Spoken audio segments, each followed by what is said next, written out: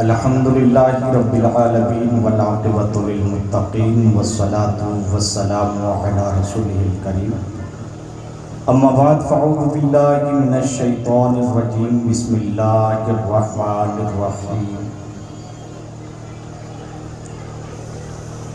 ولا تقولوا لمن يقتل في سبيل الله اموات بل احیاء ولكن لا تشعرون صدق اللہ مولانا العظیم و صدق رسولہ النبی الکریم ونحن علی ذلک لمن الشاہدین والشاکرین والذاکرین والحمد للہ رب العالمین۔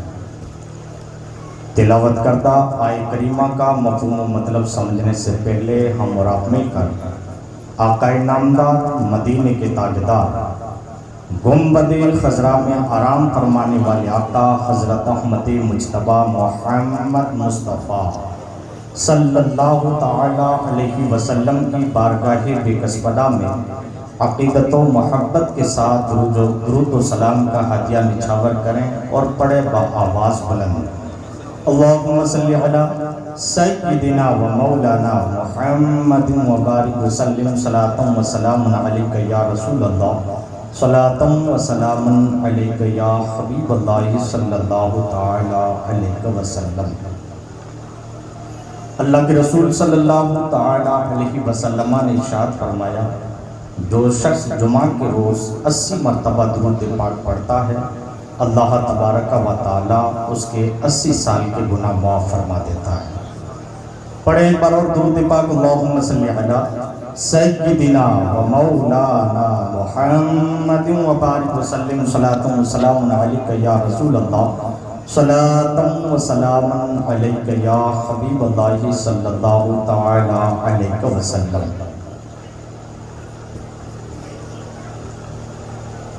امام علی مقام، امام عرش مقام،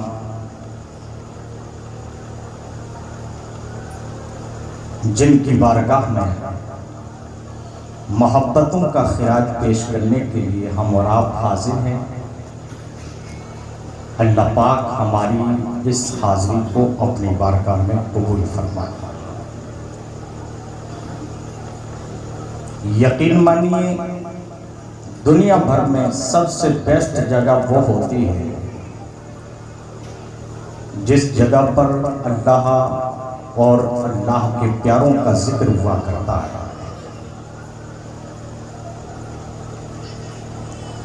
یوں تو کہنے کے لیے لوگ بہت کہتے ہیں کہ دنیا کے اندر سب سے ٹاپ اگر کوئی بلڈنگ ہوتی ہے تو وہ سرکٹ ہاؤس اور وائٹ ہاؤس ہوا کرتا ہے، لیکن ہم عاشقان امام حسین سے پوچھا جائے تو ہم یہی کہتے ہیں کہ دنیا بھر میں اگر کوئی سب سے بیسٹ جگہ ہے تو وہ ہے محفل میلاد، اور جو اس پہ بیٹھ کر کے اللہ والوں کا ذکر سماعت کرتا ہے اور اللہ والوں کی سیرت پر عمل کرنے کی کوشش کرتا ہے، تودع کرتا ہے، ارادہ کرتا ہے، تو بندہ انہی محفلوں سے بہت کچھ سیکھ کر کے جاتا ہے۔ بڑوں کا مدرسہ یہی محفل میلاد ہوا کرتی ہے۔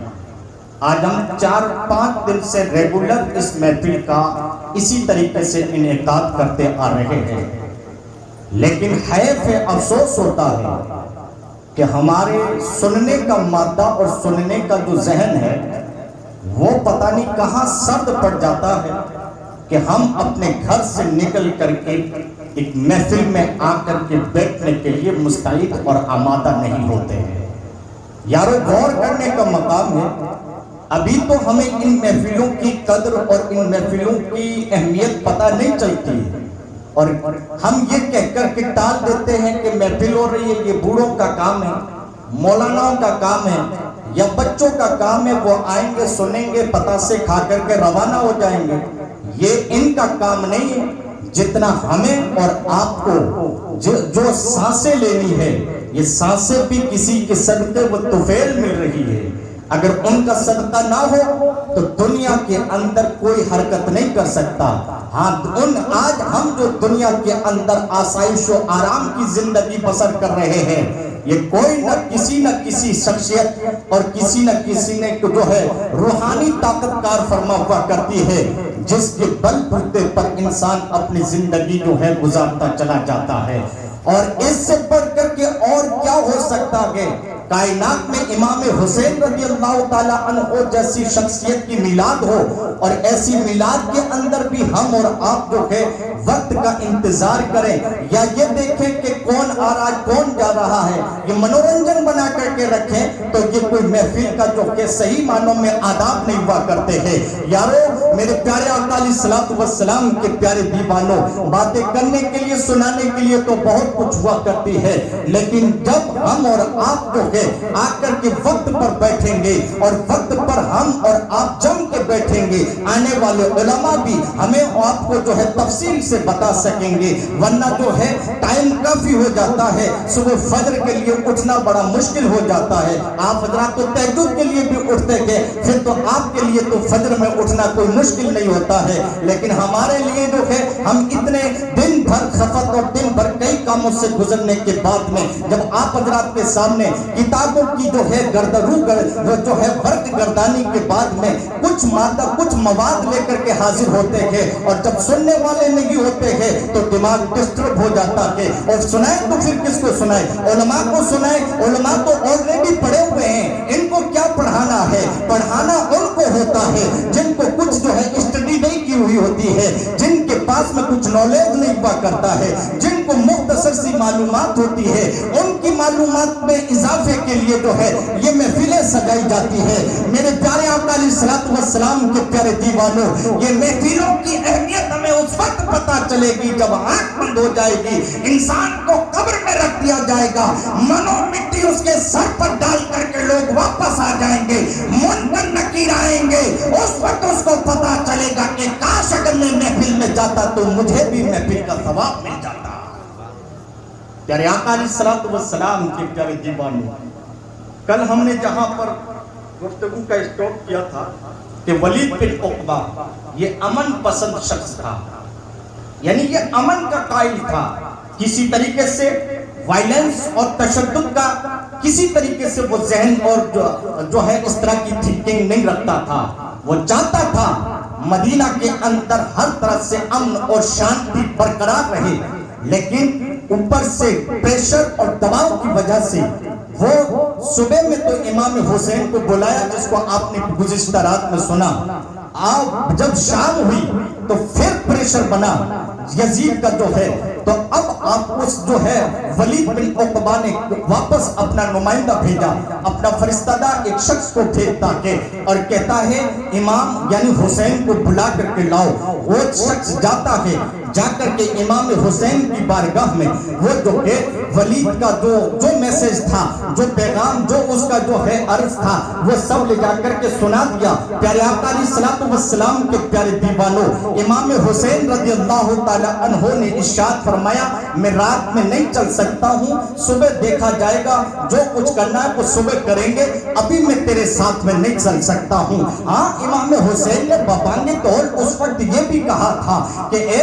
تو اگر مجھ سے بیعت طلب کرتا ہے، بیعت کا مطلب ہوتا ہے کہ میں جو قانون رائج کروں، میں جو قانون، میں جو آئین بناؤں، میں جو کانسٹیٹیوشن بناؤں، اس پر جو کہ آپ کسی طرح کی کوئی خلاف ورزی نہ کریں، بلکہ اس کو جو ہے بغیر کسی چون چرا کے اس کو قبول کر لے، خاموشی اختیار کر لے۔ اس کا معنی یعنی بیعت مراد لیا جاتا ہے۔ پیارے آقا علیہ الصلوۃ والسلام کے پیارے دیوانوں، امام حسین سے جب بند کمرے میں یہ کہا گیا تھا، امام حسین نے کہا اگر تو بیعت لینا چاہتا ہے تو مجھ جیسوں سے تو جو ہے بند کمرے میں کیوں لینا چاہتا ہے؟ ولید نے جو ہے یزید نے اس لیے ولید کو یہ پریشر بنایا تھا، کہا حسین اگر اس بات کو تسلیم کر لیں گے، حسین میری بیعت قبول کر لیں گے تو دوسرے لوگوں کے لیے یہ دلیل بن جائے گی، یہ ثبوت بن جائے گا کہ حسین جیسا امام بھی مجھے جو ہے اپنا خلیفہ تسلیم کرتے ہیں، تو تم کیوں نہیں تسلیم کرتے ہو؟ دوسرے لوگ بھی میری چنگل میں بآسانی پھنس جائیں گے،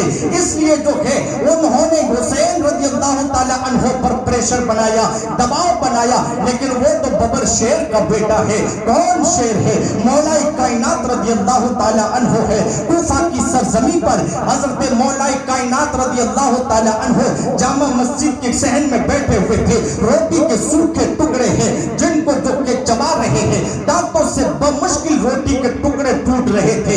اتنے میں دو شخص حاضر ہوتے ہیں. حاضر ہو کر کے کہتے ہیں, او مولا کائنات, آپ کا نام تو علی ہے, ہم نے سنا ہے کہ آپ نے قلعہ خیبر کے اندر جو ہے ایک کھلبلی مچا دی تھی, لیکن آپ سے تو اس روٹی کے سوکھے ٹکڑے ہی نہیں ٹوٹ رہے ہیں, آخر کیا وجہ ہے؟ مولا کائنات رضی اللہ تعالیٰ عنہ نے جو جواب دیا وہ دل کی تختی پر نوٹ کرنے کے لائق ہے. مولا کائنات نے ارشاد فرمایا کہ روٹی کے ٹکڑے جو چبا رہا ہوں یہ علی اپنی طاقت سے چبا رہا ہے, اور خیبر کا دروازہ اگاڑ کے پھینکا تھا, اس میں کوئی طاقت اور نہیں تھی, مصطفیٰ کا عشق کار فرما تھا. نبی محترم صلی اللہ علیہ وسلم کا عشق کار فرما تھا. العشق یوں رکھو, العشق نار یوں رکھو ما سوی اللہ. عشق ایک ایسی آگ ہے جو اللہ کے سوا ہر چیز کو جلا ہے, یعنی وہ نہیں دیکھتا. اگر ٹیمپریری کسی سے عشق ہو جاتا ہے تو اس کے لیے وہ جو کچھ چاہے اور جو ہے تالاب میں کود جائے, یا تو کہ آپ کا سمجھے کہ جھیل میں کود جائے, کنویں میں کود جائے, لیکن وہ ایک ٹیمپریری عشق ہوتا ہے. یارو جن کو حقیقی عشق ہو جاتا ہے ان کا مقام و مرتبہ کتنا بلند و بالا ہوا کرتا ہے. وہ نہیں ڈرتے, نہ خوف کھاتے ہیں, نہ کسی کے دہشت اور نہ ان کے جو ہے تشدد سے ڈرا کرتے ہیں. ان کا تکیہ جو ہوا کرتا ہے وہ اللہ کی ذات پر ہوا کرتا ہے. رات کا اندھیرا انہیں نہیں ستا تھکتا ہے, دن کے اجالے کے اندر ہزاروں کی بھیڑ کیوں نہ ہو تب بھی ان کو خطرہ لاحق نہیں ہوا کرتا ہے, اس لیے کہ ان کے سامنے جہنم ہوتا ہے اور جو ہے ان کے سامنے قبر کا عذاب ہوا کرتا ہے. وہ نہیں ڈرتے ہیں جن کے سامنے قبر کا عذاب ہو, جن کے سامنے دوزخ کا عذاب ہو, وہ تو یہ تحقیق کر کے وہ میدان کارزار میں اتر جاتے ہیں کہ اگر ہماری جان چلی جائے تو چلی جائے, لیکن ہم اپنے دین سے سودا نہیں کر سکتے ہیں. اور یہی ہوا. آپ دیکھیں کہ امام حسین سے پہلے کئی اس طرح کے کارزار ہوئے, اس میں بھی کئی شہیدوں نے اپنی جان دے دی, کئی جو ہے جانثاروں نے جان دے کر کے یہ جو ہے ثابت کر دیا کہ جو اللہ کی بارگاہ میں سر کو جھکاتے ہیں وہی سر کو دینا بھی قبول کر لیتے ہیں. پیارے آقا علیہ الصلوۃ والسلام کے پیارے دیوان حضرت امام حسین رضی اللہ تعالی عنہ کو شام کے وقت میں اس نے بلایا. کس نے؟ ولید نے کہا آؤ. امام حسین نے کہا میں رات میں نہیں آ سکتا, نہیں آ سکتا. دو ٹوک الفاظ میں جواب دیا, اور وہ بھی کیونکہ ان کو کسی کا خوف اور خطرہ نہ تھا, جواب دے دیا. اب وہ واپس آیا اور کہا کہ سرکار وہ ولید سے کہا کہ وہ تو نہیں آ رہے ہیں, انہوں نے منع کیا.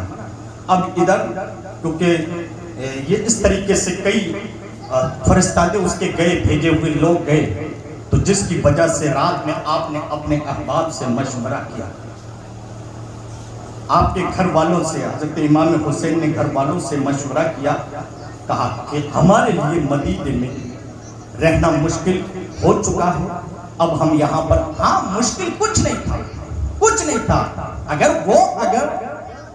سامنے مقابلے پر حقیقی معنوں میں اتر جائے نا تو ان کے سامنے کچھ بھی نہیں. آج لوگ کہتے ہیں نا کہ جو ہے کربلا کی سرزمین پر امام حسین کے لیے پانی نہ, اور ہاں امام حسین اگر اسی جگہ ٹھوکر مارتے تو وہاں پر پانی کا چشمہ ول پڑتا. ارے آپ کے پوتوں کا پوتا ہندوستان میں غریب نواز انا ساگر سے کہتے کہ اس کاسے میں سمٹ جا, انا ساگر کا پورا پانی سمٹ کر کے ایک کاسے میں آ جاتا ہے. جب پوتوں کا پوتا اتنا پاور رکھتا ہے تو خود امام حسین کتنا پاور رکھتے ہوں گے. اگر وہاں ٹھوکر لگا دیتے تو پانی کا چشمہ ابل پڑتا, لیکن وہاں پر سامنے کلمہ پڑھنے والے تھے, وہاں صبر کرنا مقصد تھا. کہا ہم صبر کریں گے, صبر کر کے انہیں بتا دیں گے یہ ہمارے خون کے پیاسے ہیں, پیاس یا ان کے پیاس بجھانے دو, یہ میرے نام کو مٹانا چاہتے ہیں مٹانے دو, لیکن خدا جن کے نام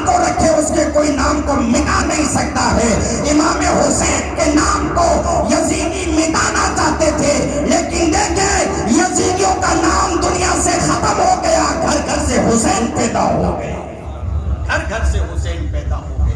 آپ دیکھیں امام حسین نے اپنے رات کے وقت میں جو ہے گھر والوں سے مشورہ کیا، اور پھر آپ دیکھیں کہ جس کو گھر کے اس مقدس شہر سے باہر جب جانے کی تیاری ہوتی ہے نا، مدینہ بھی وہ مدینہ جو میرے آقا صلی اللہ تعالیٰ علیہ وسلم کا پسندیدہ شہر ہے۔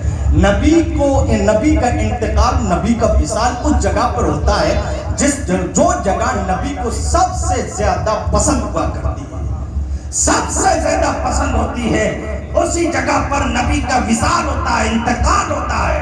اب دیکھیں کہ نبی کا انتقال مدینے میں ہوا تو آپ یہیں سے اندازہ لگا دیں کہ نبی کو سب سے زیادہ، نبی کو اگر کوئی شہر پسند ہے تو وہ مدینہ شہر پسند ہے، اور جب جو ہے نبی کو پسند جو ہے مدینہ ہے، تو اللہ کے رسول کے نواسے امام حسین کو بھی نبی کی پسند ہے، ان کو بھی مدینہ جان سے زیادہ پیارا تھا۔ لیکن حال یہ تھا کہ سامنے جا کر کے تکلیف کچھ اور جا رہی تھی۔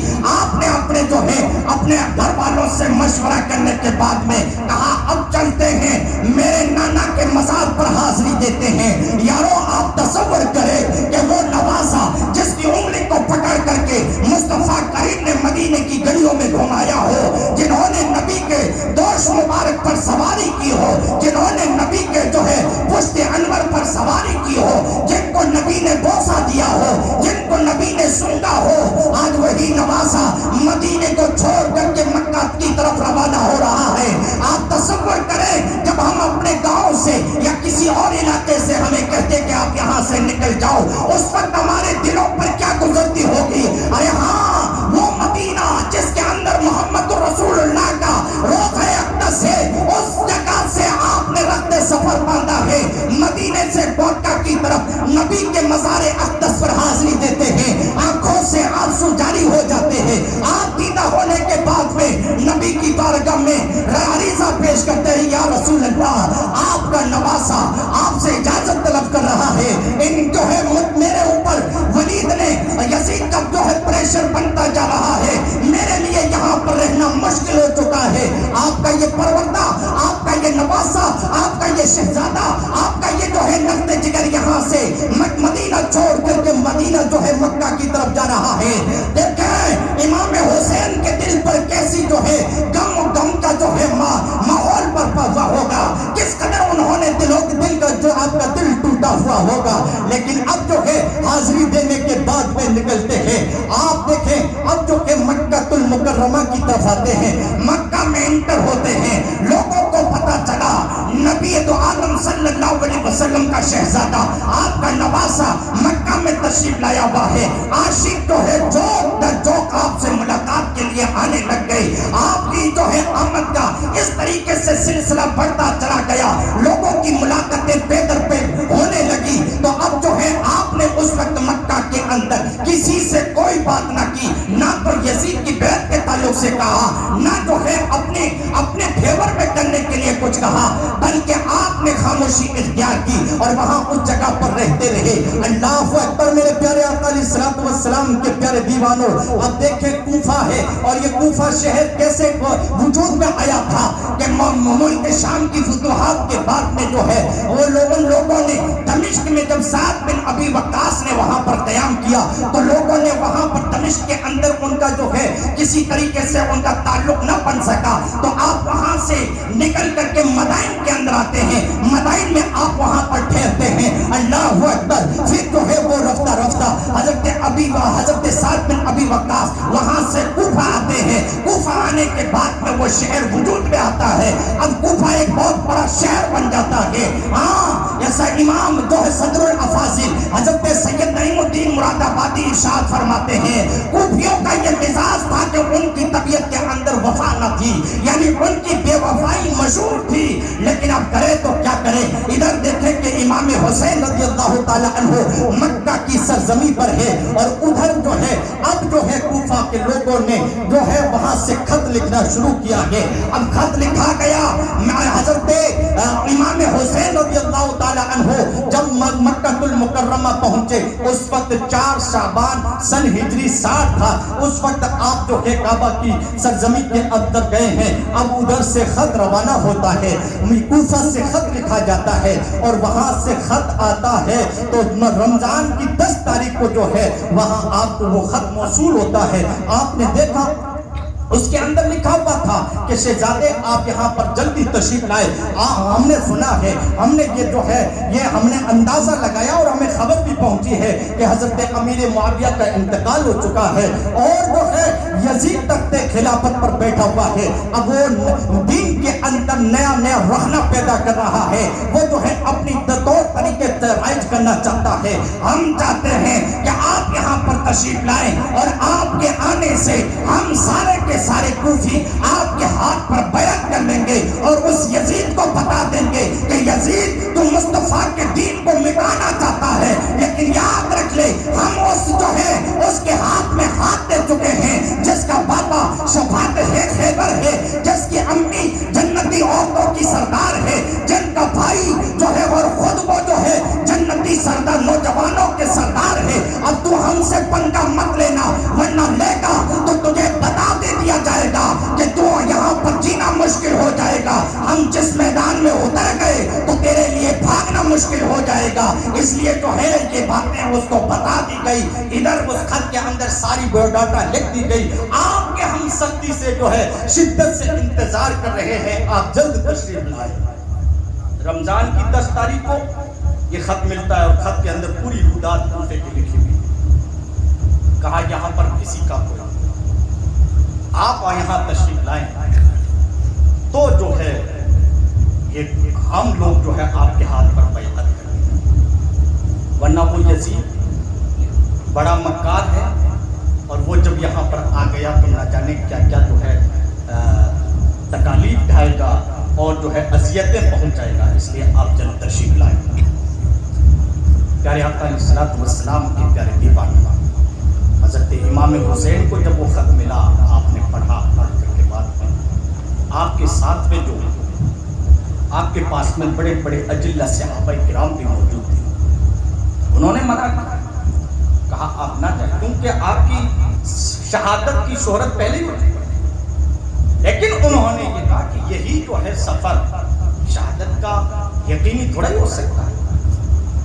اس لیے جو ہے صحابہ کرام نے، اور یہ بھی ان کے دماغ کے اندر یہ بھی تھا کہ شہادت مشہور ہے، تب ہو نہ ہو یہ سفر کر رہے ہیں کوفہ کی جانے کا اور پھر اس وقت جو ہے اگر شہادت ہو جائے تو آپ نے یعنی بڑے بڑے اجلہ صحابہ حضرت عبداللہ ابن عباس وہاں پر موجود تھے، حضرت عبداللہ بن مسعود اور دیگر صحابہ وہاں پر موجود تھے. انہوں نے بارہا یہ جو ہے آپ سے عریضہ پیش کیا کہ آپ وہاں نہ جائیں، آپ یہیں رہیں، لیکن آپ کو یعنی خط کے اندر وہ الفاظ لکھے ہوئے تھے کہ آپ نے وہاں پر نہ تو خاموشی اختیار کر سکتے، نہ ہاں کا جواب نہ کا جواب دے سکتے. ادھر صحابہ کا مطلب جو ہے مسئلہ ہے، ادھر نانا کی امت کا مسئلہ ہے. اب کرے تو کیا کرے؟ تو فیصلہ آپ نے اس بات پر کیا کہ سب سے پہلے مسلم بن عقیل کو بھیج دیا جائے، جو میرے چچیرے بھائی ہیں. مسلم بن عقیل میرے چچا کے بھائی ہیں، ان کو پہلے بھیج دیا جائے. وہ وہاں پر جائیں گے، وہاں کا جائزہ لیں گے، وہاں کے لوگوں کے نیچر کو جانیں گے، وہاں کے لوگوں کے حالات کے بارے میں ہمیں مطلع کریں گے. تب ہم جو ہے آگے کی جو ہے جو ہمارا ارادہ ہوگا اس کو جو ہے عملی جامہ پہنائیں گے. لیکن اس سے پہلے سب سے پہلے مسلم بن عقیل کو بھیجا جائے. اللہ اکبر. مسلم بن عقیل کی تیاری ہو جاتی ہے. آپ کے ساتھ میں جیسے کہ گزشتہ رابطہ آپ نے سنا، محمد اور ابراہیم بیٹے جو آپ سے بے پناہ محبت کرتے تھے. دیکھیں کہ جب گھر کا بڑا آدمی کسی سفر پر جاتا ہے تو گھر میں چھوٹے بچے ہوتے ہیں، وہ اصرار کرتے ہیں کہ ہم بھی آپ کے ساتھ میں چلیں گے، ہمیں آپ چھوڑ کر کے باہر مت جاؤ، ہم بھی آپ کے ساتھ میں چلیں گے. تو محمد اور ابراہیم نے یہ اصرار کیا کہ ہم بھی آپ کے ساتھ میں چلیں گے. باپ بیٹوں سے بے پناہ محبت کرتے تھے تو بیٹے بھی جو ہے باپ کے بغیر رہ نہیں سکتے تھے، تو باپ نے ان کو بھی اپنے ساتھ میں لے لیا. پہنچ جاتے ہیں کوفہ کی سرزمین کے اندر، مختار بن عبید کے گھر کے اندر قیام کرتے ہیں. دیکھیں تو صحیح، اب جو کہ مختار بن عبید کے گھر کے اندر قیام کرتے ہیں. ایک ہفتے کے اندر کتابوں میں آتا ہے، تاریخ کی کتاب میں آیا ہے کہ 13,000 لوگوں نے آپ کے ہاتھ پر بیعت قبول کی. کتابوں میں اور بھی تعداد زیادہ بتائی ہے. 13,000 لوگوں نے ایک ہفتے میں جو ہے آپ کے ہاتھ پر بیعت کی, آپ کو اپنا امام تسلیم کیا, اور اس بات پر انہوں نے باور کرایا, یقین دلایا کہ امام حسین یہاں پر آتے ہیں تو ان کے لیے پلک پاؤڑے بچھانے کے لیے ہم موجود ہیں. ہم کسی طرح سے امام حسین کا دیدار کرنا چاہتے ہیں, ہم ان کا شدت سے انتظار کر رہے ہیں, جلدی امام حسین یہاں پر تشریف لائیں. اللہ اکبر. میرے پیارے آقا علیہ الصلوۃ والسلام کے پیارے دیوانوں, یہ باتیں چلتی رہی, اور اب ادھر وہ جو ہے کوفہ کا گورنر جو تھا وہ نعمان بن بشیر, اور یہ محب اہل بیت تھے, اہل بیت سے بے پناہ محبت کیا کرتے تھے, اس لیے انہوں نے کوئی ایکشن نہ دکھایا. یزید کو پتہ چل گیا مسلم بن عقیل جو ہے یہاں کا جو ہے کوفہ میں تشریف لائے ہوئے ہیں, تو انہوں نے ان کو اس نے بتا دیا, ایک شخص نے کہا یہاں پر آئے ہوئے ہیں لوگ, چوک تک چوک ان کے ہاتھ پر بیعت کرتے چلے جا رہے ہیں, ہمیں خدشہ ہے کہ آپ کا یہاں پر کوئی نام لینے والا نہیں رہے گا, اس لیے جلدی سے جلدی یہاں کا پختہ انتظام کیا جائے. وہ جو ہے یزید وہاں پر بیٹھا ان لوگوں سے اپنی پوری ہنگامی میٹنگ بلاتا ہے. نشست بلانے کے بعد میں یہ طے پاتا ہے کہ وہاں پر نعمان بن بشیر کو معزول کیا جائے, اور اس جگہ پر بصرہ کا جو گورنر ہے جن کو ابن زیاد, عبید اللہ بن زیاد کہا جاتا ہے, ان کو وہاں پر کوفہ کا گورنر گھوشت کیا جائے. ہاں, وہ کون ہے عبید اللہ بن زیاد؟ یہ ظالم سفاک اور اتنا بڑا کمینہ شخص تھا کہ جو کچھ کہہ دیتا تھا پھر اس کے کرنے میں کوئی ہچکچاتا نہیں تھا, نہ آگے دیکھتا تھا, نہ پیچھے دیکھتا تھا, نہ بائیں دیکھتا تھا, نہ جو ہے دائیں دیکھتا تھا. اس نے کہہ دیا وہ حرف آخر ہوتا تھا, لوگ اس کے پیچھے لوگ آگے اور پیچھے چلا کرتے تھے. ابن زیاد نہ آگے دیکھتا نہ پیچھے دیکھتا. اس کو جو ہے کوفہ کا گورنر منتخب کیا جاتا ہے. اب بصرہ خالی ہو جاتا ہے تو جو ہے ابن زیاد نے اپنے بھائی عثمان بن زیاد کو وہاں کا جانشین مقرر کیا, اور وہ وہاں سے نکل پڑتا ہے. اب کوفہ کے اندر سارے جو ہے مولا علی کے چاہنے والے تھے, امام حسین سے محبت کرنے والے تھے, مسلم بن عقیل کے ہاتھ پر بیعت کر چکے تھے, تو ان کے لیے کوفہ میں انٹر ہونا مشکل ہو گیا تھا. تو انہوں نے چال بدلی اور جو ہے حلیہ بدلا, یعنی اچھا سا چپے کپے پہن کر کے رات کے اندھیرے میں وہاں سے نکلے. مغرب اور عشاء کے درمیان اونٹ پر سوار ہو کر کے 14-15 لوگوں کی ٹیم ساتھ میں لے کر کے وہ مکہ گیا, کوفہ کے اندر انٹر ہوتا ہے. وقت کون سا ہے؟ مغرب اور عشاء کے درمیان ہے. اس وقت لوگ اپنی مصروفیات میں مشغول ہو جاتے ہیں اور جو ہے دوسرے کاموں میں, اور اس طریقے سے جبے کبے پہن کر کے آیا. لوگوں نے سمجھا ہو نہ ہو امام حسین تشریف لے آئے ہیں. جب اس طریقے سے دیکھا تو لوگ اپنے گھروں سے نکل کر کے اس کے راستے کے اندر چوک تک چوک کھڑے ہو گئے, سب بات کر کے وہاں پر کھڑے ہو گئے. کہا آج تو مولا علی کے شہزادے کی زیارت کریں گے, اور طرح طرح کے جو ہے خوش آمدید کے نعرے لگاتے چلے جا رہے تھے. تھا کون؟ حسین نہیں, وہ ابن زیاد تھا, لیکن وہ مکار, وہ ظالم, وہ سفاک اپنی پوری صورت کو بدل کر کے آیا تھا. اس کو پتا تھا مولا علی کے جانے والے ہیں, ہمیں کوفہ میں داخل نہیں ہونے دیا جائے گا, اس لیے یہ روش بدل دو, ان کو گمراہ کر کے گھس جاؤ, اور پھر اندر چلے جائیں گے تو پھر جو چاہیں گے وہ کریں گے. اور ہوا بھی وہ ظالم کوفہ کی سرزمین سے وہاں کے دروازے سے اندر انٹر ہوتا ہے. 14-15 جنوں کو دیکھا, اونٹوں پر سوار ہیں, بڑے بڑے جبے پہنے ہوئے ہیں, حجاجی لباس پہنا ہوا. تو اب جو ہے انہوں نے دیکھا کہ امام حسین تشریف لے آئے. امام حسین, لوگ عاشقوں کا تانتا لگ گیا راستے کے اندر, یعنی جانا مشکل ہو گیا, لوگوں کا چلنا مشکل ہو گیا. اتنے میں مسلم بن عمر باہلی جو ان کے ساتھ میں تھا, ابن زیاد کے ساتھ میں تھا, اس نے لوگوں کے بیچ میں جا کر کہا خبردار, تم نے جو دلوں میں ایک جو ہے دماغ میں جو بنا رکھا ہے نا, تم لوگ چاہتے ہو کہ یہ امام حسین امام علی مقام ہے, یہ کوئی امام حسین نہیں ہے, یہ بصرہ کا گورنر ابن زیاد ہے. اپنا راستہ اختیار کرو ورنہ دیکھ لینا حالات بڑے نازک ہو جائیں گے. لوگوں نے جب ابن زیاد کی صفاکی بڑی مشہور تھی, یعنی اس کے نام سے لوگ کانپتے تھے. اگر پہلے پتہ عاشقان ان کو انٹر نہیں ہوتے تھے، لیکن اب جو ہے کافی راستہ طے کر لیا گورنر ہاؤس تک. تو اب بیچ میں جب یہ کہا گیا تو کچھ لوگوں نے تو کہا یار اس سے تو مقابلہ کرنا اور اس سے پنگا لینا آسان نہیں ہے. دھیرے دھیرے لوگ چھٹنے چلے گئے. وہ ابن زیاد گورنر ہاؤس میں پہنچا تھا اور جیسے پہنچا ہنگامی میٹنگ کرتا ہے، نشست بلا کر کے وہاں کے کوفہ کے بڑے بڑے امیروں اور رئیسوں کو بلاتا ہے اور بلا کر کے ایک ہی جو ہے وقت کے اندر اٹینشن کر دیتا ہے، ان کو جو ہے ایک دم ساودھان کر دیتا ہے. کہتا ہو خبردار مسلم بن عقیل کو کسی نے پناہ دی تو مجھ سے زیادہ کوئی برا نہ ہوگا. رئیس اور امیر انہوں نے دل کے اندر سوچا کہ بھئی یہ ابن زیاد ہے اور نعمان بن بشیر کو ان لوگوں نے معزول کر دیا، تو اب تو اسی کا حکم چلے گا. اب جب اس نے جو ہے طرح طرح کا یہ ان کو دھمکایا، ان کو ڈرایا، ان کو جو ہے اس طریقے سے مطلب دھمکیاں دی، تو ان لوگوں نے کہا وہ تو وہاں سے نکلے اور کسی طرح کا کوئی انہوں نے اپنی زبان نہ کھولی. دیکھیں اب امام جو ہے مسلم بن عقیل مختار ابن عبید کے گھر کے اندر ٹھہرے تھے اور یہ ان کا جو ہے جس جگہ پر ٹھہرے ہوئے تھے وہ جگہ بڑی لوگوں کو پتہ چل گیا تھا کہ حضرت مسلم بن عقیل مختار کے گھر میں ٹھہرے ہوئے ہیں. تو اب اس نے مختار نے کہا کہ چلو آپ کی ہماری جگہ جو ہے آپ میرے گھر میں قیام کر رہے ہیں. یہ تو جگہ اس کو پتا ہے، وہ بدماش ہے، وہ شرارت کرے گا، آپ کو تکلیف پہنچائے گا، اس لیے جو ہے آپ یہاں سے ہانی کے گھر چلے جائیں.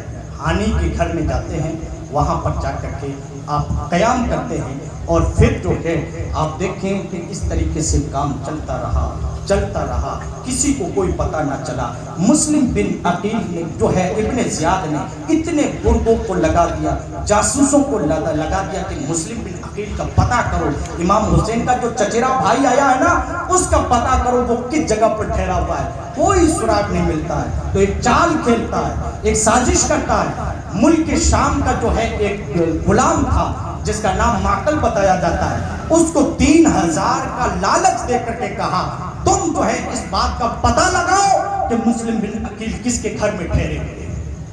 اور ہانی کے گھر، ہانی کا ٹرمز جو ہے وہ ابن زیاد سے پرانے تعلقات تھے. جب وہ بصرہ کا گورنر تھا اس وقت سے ان کا ٹرمز تھا. اب وہ غلام آتا ہے کوفہ کی جامع مسجد کے اندر آتا ہے، آ کر کے جو ہے نماز پڑھنے لگ جاتا ہے. بیٹھا ایک شخص کونے کے اندر نماز پڑھ رہا تھا جس کا نام جو ہے مسلم بن اوسجا اسدی بتایا جاتا ہے کہ جب ان کے پاس تو وہ جاتے ہیں، وہ غلام جاتا ہے، جا کر کے کہا کہ آپ نے ہم نے سنا ہے کہ میں ملک شام سے چل کر گیا. بدماش دیکھو کسی طریقے سے اپنی لینگویج چینج کرتا ہے اور وہ اپنی بولی چینج کر کے کس طریقے سے چنگل میں پھنساتا ہے. دیکھیں تو لالچ بہت بری بلا ہوتی ہے. لالچ کسی بھی طریقے پر اور کیس کسی بھی حد تک پہنچا سکتی ہے. اب جو ہے اس نے کہا کہ ہم نے سنا ہے کہ امام حسین کا چچیرا بھائی حضرت مسلم بن عقیل یہاں آئے تشریف لائے ہوئے، میں ملک شام سے چل کر آیا ہوں، میں نے بھی سنا ہے، میں ان سے ملاقات کرنا چاہتا ہوں. کیسا جام گیا دیکھو کیسا. اب جو اس نے کہا اور اس جو ہے اللہ کے بندے مسلم بن اوسجا نے کہا میں نہیں جانتا، مجھے نہیں پتا، آپ کسی اور سے پتہ کریں. یعنی آپ نے تجاولی عارفانہ سے کام لیتے ہوئے انہوں نے منع کر دیا. لیکن پھر بھی اس نے کہا یار میں آپ سے اس لیے پوچھ رہا ہوں، آپ کی داڑھی ہے، آپ کا امامہ ہے، آپ کا جبہ، آپ کا جو ہے اسلامی لباس پہنا ہوا ہے، آپ نماز پڑھ رہے ہیں، میں نے یہ سوچا کسی اور سے پوچھوں گا تو نہیں بتائیں گے، آپ جیسے نیک باصفا آدمی سے پوچھوں گا تو آپ بتائیں گے. میں بھی چاہتا ہوں اتنا دور سفر کر کے آیا ہوں تو ان کا چہرے کا دیدار کرنا چاہتا ہوں. اللہ اکبر. ان جو ہے مسلم بن اوسجا نے بتایا کہ ہانی کے گھر میں ٹھہرے. وہ بدماش وہاں پر پہنچا اور جب پہنچا نا تو وقت کافی ہوا جاتا ہے، اس لیے میں ان گفتگو کو آگے کل انشاءاللہ پڑھاؤں گا. اللہ پاک ہم کو انہی پر عمل کرنے کی توفیق عطا فرمائے. امام حسین پاک سے سچی پکی محبت عطا فرمائے. وآخر دعوانا ان الحمدللہ رب العالمین.